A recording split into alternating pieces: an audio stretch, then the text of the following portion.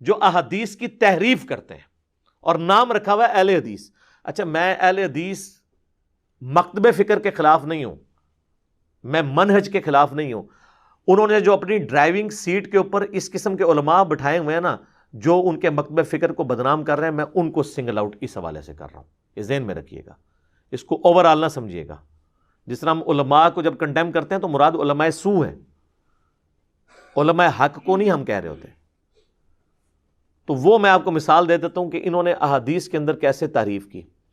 Pakistan level کے ان کے بہت بڑے ایک عالم ہیں محمد اقبال کیلانی صاحب, ان کی کئی ایک کتابیں مارکیٹ کے اندر آ چکی ہیں, حدیث پبلیکیشنز کے تھرو شائع ہوئی ہیں. یہ ان کی کتاب ہے میرے پاس جی, فضائل قرآن. اس کا نمبر جو ہے نا جی وہ 21 نمبر ہے بک کا. ان سے بڑا کوئی رائٹر نہیں ہے پاکستان میں ان کے پاس جس نے بنیادی ٹاپکس کے اوپر بڑی اچھی کتابیں لکھی ہیں, اور پوری ایک تفصیل ہے توحید کے مسائل, طہارت کے مسائل, جنازے کے مسائل, دعا کے مسائل, روزوں کے مسائل, طلاق کے مسائل, جہنم کا بیان, قبر کا بیان. اسی میں سے ایک فضائل قرآن بھی ہے. یہ آلموسٹ 260 پیجز کے اوپر ہے یہ بک. اس کے اندر انہوں نے صحیح مسلم کی ایک حدیث کی مانوی تحریف کر دی, اور میں تعریف اس لیے کہہ رہا ہوں کہ یہ پوائنٹ آؤٹ کرنے کے باوجود ان لوگوں نے اس کو نہیں ہٹایا. یہ ہمیں تو کہتے ہیں نا جناب کہ جی ان کے اندر فلاں کا بکس ہے اور فلاں کا بکس ہے, اور خود ان کا بکس ریٹن فارم میں نظر آ رہا ہے, حدیثوں کو آدھا کر کے لکھنا. یہ جناب اس میں جو پیج نمبر ہے اس کا 110, انشاءاللہ ہم اس کو اٹیچ بھی کر دیں گے, اس میں جے پی جی ایڈ کر دیں گے. اس میں انہوں نے نا مسئلہ نمبر 32 کے تحت نا غدیر خم کی حدیث لکھی ہے. غدیر خم کا نام ہی نہیں ان کو ہضم ہوتا, غدیر خم کا لفظ کوئی نہیں اس میں. حدیث لکھی ہے کہ حضرت زید ابن ارقم کہتے ہیں کہ رسول اللہ نے فرمایا, آگاہ رہو میں تمہارے درمیان 2 اہم چیزیں چھوڑے جا رہا ہوں. ان میں سے ایک اللہ کی کتاب ہے جو کہ اللہ کی رسی ہے, جو اس کی پیروی کرے گا ہدایت پر ہوگا, جو اسے چھوڑ دے گا گمراہ ہو جائے گا. اسے مسلم نے روایت کیا. تو مسلم یہاں جا کے بھول گیا تھا دوسرا حصہ. اگلا الفاظ تھے, دوسری بھاری چیز میرے اہل بیت ہیں, میں اپنے اہل بیت کے معاملے میں تمہیں اللہ کا خوف دلاتا ہوں, میں اپنے اہل بیت کے معاملے میں تمہیں اللہ کا خوف دلاتا ہوں, میں اپنے اہل بیت کے معاملے میں تمہیں اللہ کا خوف دلاتا ہوں. یار یہ 1.5 لائن لکھنے سے یہ 260 صفحوں کی کتاب میں کوئی فرق پڑنا تھا؟ یہ بدنیتی بے مبنی ہے. اس کی وجہ یہ ہے, اس سے اگلی حدیث انہوں نے لی جو المستدرک الحاکم کے اندر ہے, الموطا امام مالک میں بھی ہے, کہ حضرت ابو ہریرہ کہتے ہیں رسول اللہ نے فرمایا میں تمہارے درمیان 2 ایسی چیزیں چھوڑے جا رہا ہوں. یہ حجۃ الوداع کا خطبہ ہے, وہ غدیر کا خطبہ تھا. ان پر عمل کرو گے تو کبھی گمراہ نہیں ہوگے, ایک اللہ کی کتاب اور دوسری میری سنت. یہاں بھی تم سنت کو چھوڑ دیتے نا. وہ کہتے ہیں نہیں جی ان کے نا دفاع میں لوگ آئے, وہ کہتے ہیں جی وہ چونکہ اس کا چیپٹر فضائل قرآن تھا نا اس لیے قرآن پہ انہوں نے چھوڑ دیا. تو جناب یہ دوسری میں سنت کیوں لے کے آئے؟ ادھر بھی سنت کو چھوڑ دیتے, قرآن پہ ہی رک جاتے. یہ کرنے سے انہوں نے میسج یہ دیا کہ جو اوپر دوسری چیز ہے نا وہ بھی سنت ہی ہوگی. سمجھ آئی آپ کو چلاکی؟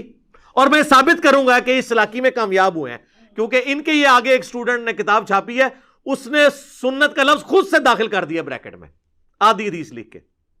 اچھا اب نیچے اس کی تخریج انہوں نے کی ہوئی ہے, کتاب فضائل صحابہ, یعنی چیپٹر کا نام فضائل صحابہ, باب من فضائل علی ابن ابی طالب, اور حدیث کا نمبر 6225, وہی جو 4 طرق ہیں, 6225 سے 6228 تک. فضائل علی تھا, علی کا تو نام ہی نہیں آیا اس میں. اور میسج کیا دیا؟ یہ ہے جناب غیر محسوس طریقے سے تحریف کرنا حدیث کے اندر.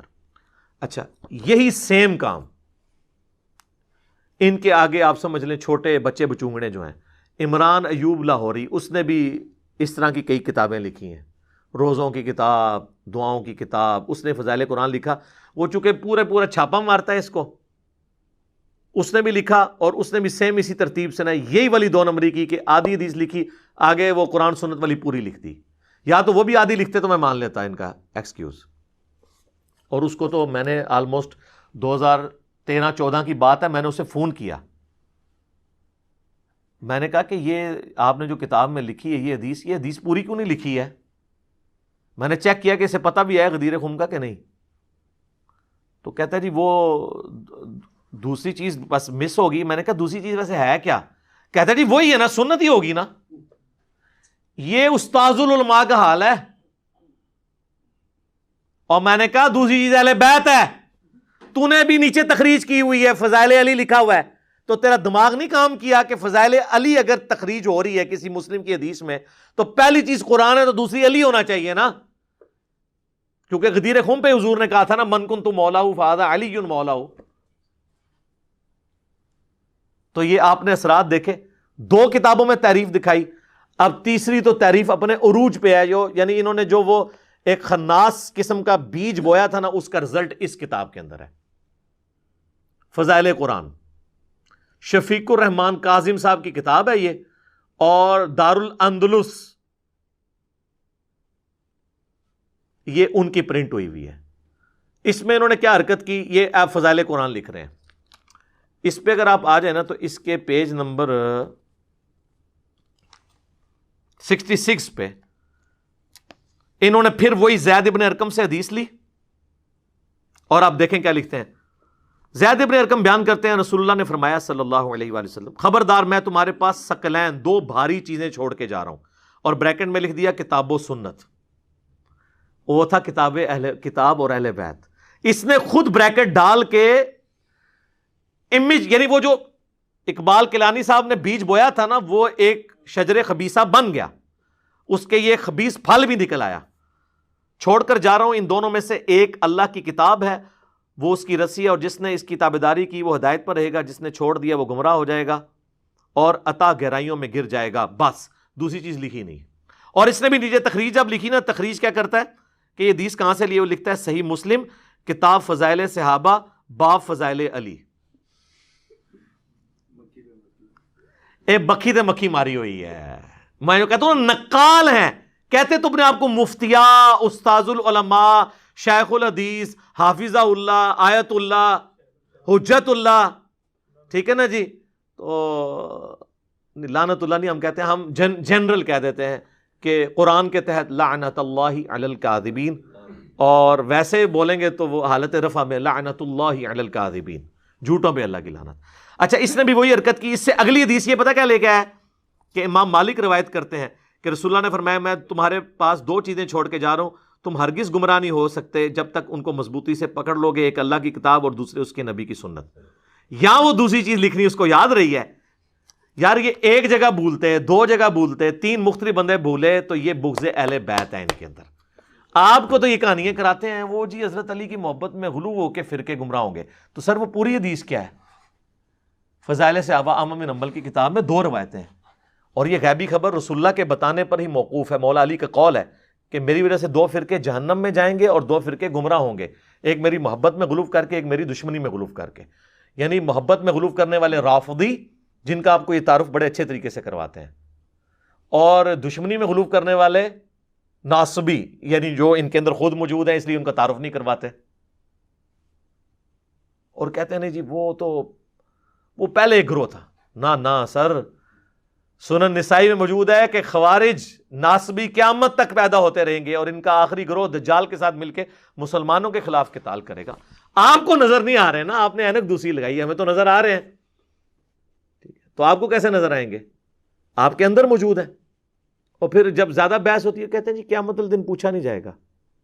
یہ جو کچھ آپ نے حرکتیں کی ان کتابوں میں، یہ آپ سے نہیں پوچھا جائے گا کہ آپ نے حدیثوں کی تعریف کی ہے، علماء یہود کا کردار ادا کیا، آپ سے نہیں پوچھا جائے گا.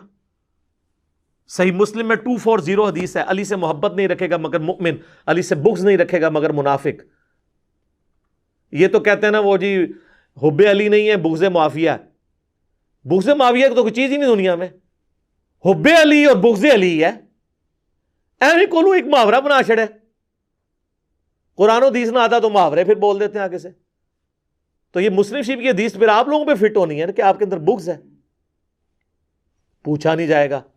پوچھا تو جائے گا. غدیر خم کی حدیث ہے، رسول اللہ ڈرا کے گئے صلی اللہ علیہ وآلہ وسلم. اور پھر جو المستدرک للحاکم میں حدیث ہے 4712 کہ اگر کوئی شخص پوری زندگی حجر اسود اور مقام ابراہیم کے درمیان نمازیں پڑھتا رہے اور روزے رکھتا رہے اور اس حال میں مرے کہ ہم اہل بیت کا بغض اس کے دل کے اندر ہوا تو اللہ اسے ضرور آگ میں داخل کرے گا۔ تو نہیں پوچھا جانا، آپ کی جنت اور دوزخ کا فیصلہ اہل بیت کی محبت پہ ہو رہا ہے، آپ اسے جو ہے وہ سنی شیعہ فساد بنائے ہوئے ہیں۔